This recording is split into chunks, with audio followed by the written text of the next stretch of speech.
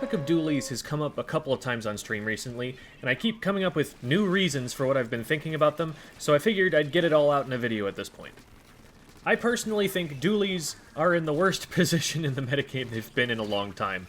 What's noteworthy to me about it is that there isn't just one reason they're struggling, but a whole bunch of different reasons that have coincidentally arisen all at the same time.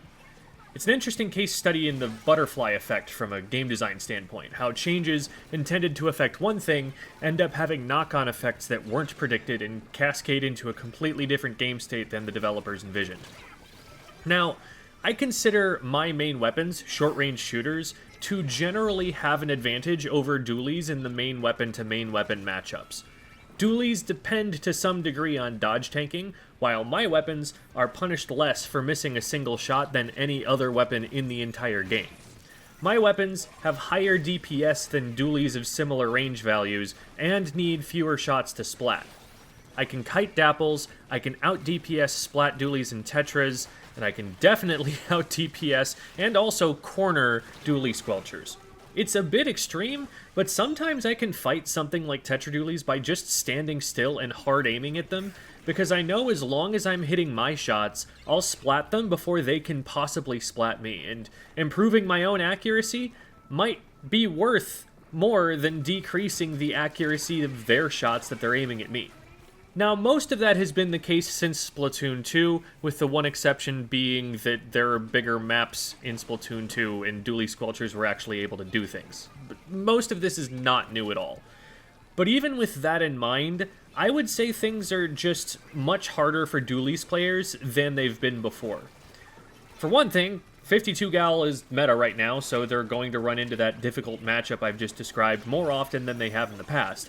But even beyond that, the 11.0.0 update kind of caused them nothing but problems. In 11.0.0, player hurt boxes were resized to be smaller while swimming, and to compensate, projectile hitboxes were increased in size a little bit. Nintendo's goal was that shooting at a swimming player stayed about as easy as it was before, but they didn't adjust the hitbox of a kid form player, so this effectively nerfed being in kid form. Dualie players are going to spend more combat time in kid form than most other weapon classes, because they'll be using dodge rolls for burst movement instead of swim strafing. This means it's easier for pretty much every weapon to hit them while they're dodge rolling than it was before. Back in Splatoon 2 and Parry's meta, there arose a sort of rock-paper-scissors relationship between dualies, blasters, and brellas, where brellas could wall dualies, blasters could hit AoE around Brella shields, and dualies could make blasters miss, so it became advantageous to have all three of those powerful options on a team to be able to counter any of the others. Right now, though, blasters have the easiest time they've had in a while just hitting the dualies, because they got these big hitbox buffs that made Custom Blaster the strongest weapon in the game for a time. Even with those buffs toned back in the most recent patch, they're still stronger than they were before, and they're still just as prevalent in competitive play, as nothing seems to have really risen up to completely take their place.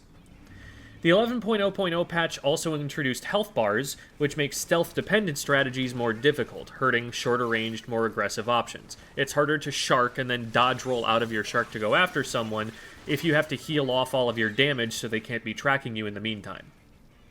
11.0.0 also introduced Aura Flow, which gives the opening Gambit buff, so 30 AP each of move speed perks, Intensify Action, and Ink Resistance. While dualies do benefit from all of those things, there's an argument that something like a shooter benefits from them more.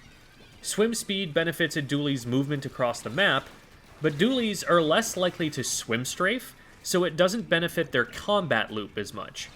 There's also an argument that maybe the Intensify Action, where the utility is generally the accuracy of jump shots, isn't so important for dualies. Dualies do absolutely jump shot with dual reticle mode sometimes, but a lot of the time that's to poke, and some of the time they will be dodge rolling, which has perfect accuracy anyway.